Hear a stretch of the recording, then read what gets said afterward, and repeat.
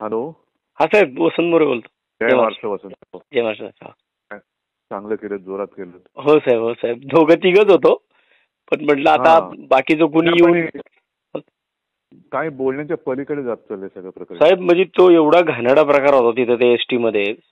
4 शिवशाहीचे ST बंद पडलेले आहेत आणि अक्षरशः त्या एसटी मध्ये लॉजिंग केलं आणि सगळी जाणारी लोक त्या सुरक्षा कर्मचाऱ्यांच्या समोरनं जातात ना. म्हणून जे काय लढतोय ना आपण, हो सर, सगळ्यांना तेच सांगण्याचा प्रयत्न करतो. माझा आपली जीव जळतोय सगळं बघून. महाराष्ट्र कुठे चाललंय. हो ना. मुंबईची हालत, सगळं मराठीवरती आक्रमण. मग तरी सुद्धा म्हणजे त्यांना पोलिसांची पण भीती नाही ना, कुणाचीच भीती नाही लोकांना. पण चांगलं केलं तुम्ही. येस. हो साहेब, हो साहेब, थँक्यू. सगळ्यांना धन्यवाद द्या. जागते राहा साहेब. साहेब, जय महाराष्ट्र, जय महाराष्ट्र. धन्यवाद साहेब, तुमचा फोन आला, खूप खूप बरं वाटलं साहेब. पुण्यातल्या स्वारगेट बस डेपोत एका तरुणीवर लैंगिक अत्याचार झाल्याची घटना घडली आहे. धक्कादायक बाब म्हणजे ही घटना शिवशाही बसमध्ये घडली. या घटनेमुळे संपूर्ण राज्यभरात संतापाची लाट उसळली आहे. वर्दळीच्या असलेल्या स्वारगेट बस डेपोत घटना घडल्यानं इथल्या सुरक्षेबाबत सवाल उपस्थित केले जात आहेत. या घटनेमुळे ठाकरेंची शिवसेना चांगलीच आक्रमक झाली. ठाकरेंच्या शिवसेनेने स्वारगेट डेपोच्या सुरक्षेचा आढावा घेतला असता धक्कादायक वास्तव समोर आलंय. स्वारगेट बस डेपोत नक्की चाललंय काय? ठाकरेंच्या शिवसेनेने घेतलेल्या आढाव्यात कुठल्या धक्कादायक गोष्टी समोर आल्या? बस डेपोमधलं धक्कादायक वास्तव आहे तरी काय? या प्रश्नांची उत्तरं या व्हिडिओतून जाणून घेऊया. त्यासाठी हा व्हिडिओ शेवटपर्यंत पाहत राहा आणि टाइम्स नाऊ मराठीला लाईक, फॉलो आणि सबस्क्राईब करायला विसरू नका. हे शिवशाही या नावाखाली यांनी लॉजिंग तयार केलं. या लोकांनी, आरोपींनी सुरक्षा केबिनच्या समोर बलात्कार होतो. मग ही लोक काय करत होती तिथं? ती चादरी, बेडशीट, साड्या ह्या रोजच्या रोज इथं वापरल्या जातात. हे कंडोमची पाकिटे इथं रोजच्या रोज. फलटणला जाणाऱ्या तरुणीवर पुण्याच्या स्वारगेट बस डेपोमध्ये अत्याचार झाल्याची घटना घडली. या घटनेची माहिती वाऱ्यासारखी संपूर्ण पुण्यात आणि राज्यभरात पसरली. या घटनेमुळे राज्यभरात संतापाची लाट उसळली. तरुणीवर जिथं अत्याचार झाला ते ठिकाण म्हणजे नेहमीच्या वर्दळीचं असलेलं स्वारगेट बस डेपो. या बस डेपोच्या आवारात उभ्या असलेल्या शिवशाही बसमध्ये तरुणीवर आरोपीनं अत्याचार केलेत. त्यामुळे बस डेपोमधल्या सुरक्षा व्यवस्थेचा प्रश्न निर्माण झालाय. अत्याचाराच्या या घटनेवरून पुण्यात ठाकरे गट चांगलाच आक्रमक झालाय. या घटनेबाबत रोष व्यक्त करत ठाकरे गटाचे नेते वसंत मोरेंनी स्वारगेट बस डेपोचा आढावा घेतला. यावेळी समोर दिसलेल्या दृश्यांमुळे तिथे उपस्थित असलेल्या सर्वांनाच धक्का बसलाय. वसंत मोरे यांनी स्वारगेट बस डेपोमधल्या धक्कादायक स्थितीचं वास्तव सर्वांसमोर आणलंय. या सर्व प्रकाराला इथली सुरक्षा व्यवस्था जबाबदार असल्याचं वसंत मोरेंनी म्हटलंय. या बस डेपोमध्ये असलेल्या सुरक्षा रक्षकांच्या केबिन समोर एक बंद पडलेली शिवशाही बस उभी आहे आणि या बसमध्ये नेमकं काय काय आढळलंय ते सगळं वसंत मोरेंनी समोर आणलंय. ही बंद पडलेली एसटी नाहीये. आम्ही आतमध्ये जाऊन पाहिलं तर हे एक प्रकारचं आहे ना, लॉज आहे. म्हणजे या स्वारगेटच्या एसटी स्टँडमध्ये रोज शेकडो बलात्कार होतात. आतमध्ये ह्या एसटीमध्ये मी स्वतः जाऊन पाहिलंय. आतमधल्या बाजूला इतकं आतमध्ये घाणेरड्या वस्तू पडलेल्या आहेत आणि ह्या वस्तू पाहिल्या की त्या 1-2 नाही आहेत, ह्या शेकडो आहेत.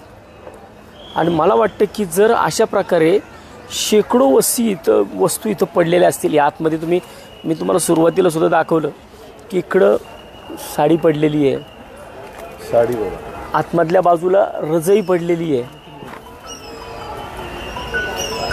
आणि खालच्या बाजूला तिथं मेदर तिथं खाली दाखवा, खाली तिथं झूम करा, वरची रजई दाखवा. ते बघा तिथं वर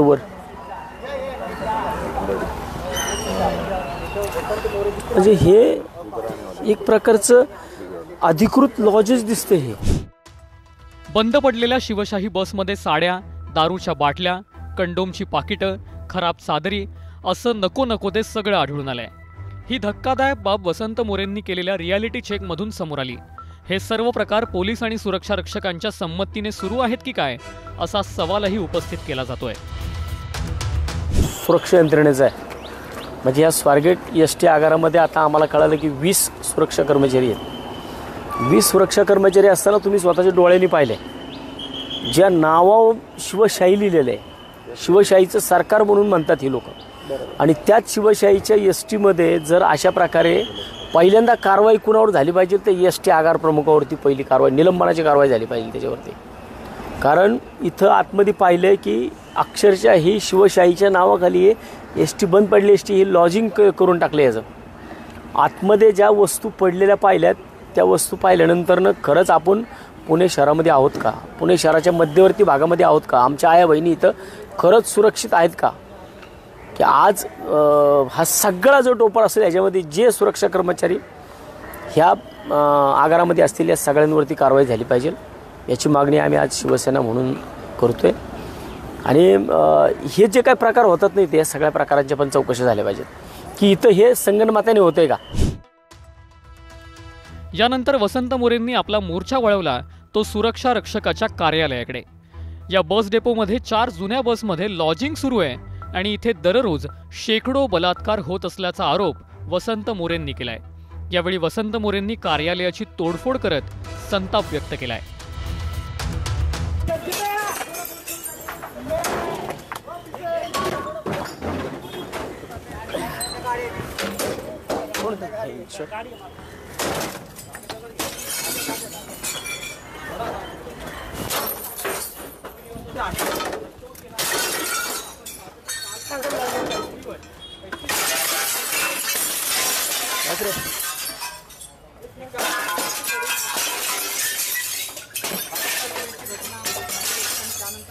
पुढचं फोड पलीकडच्या बाजूला.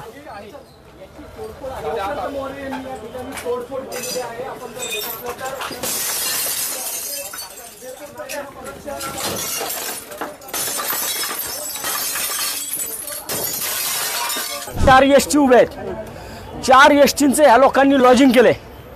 याचा अर्थ असा होतो की ह्याच नालायक लोकांच्या, ह्या सुरक्षा कर्मचाऱ्यांच्या यांच्या अंडर ह्यांच्या उपस्थितीमध्ये इथं रोज बलात्कार होतात.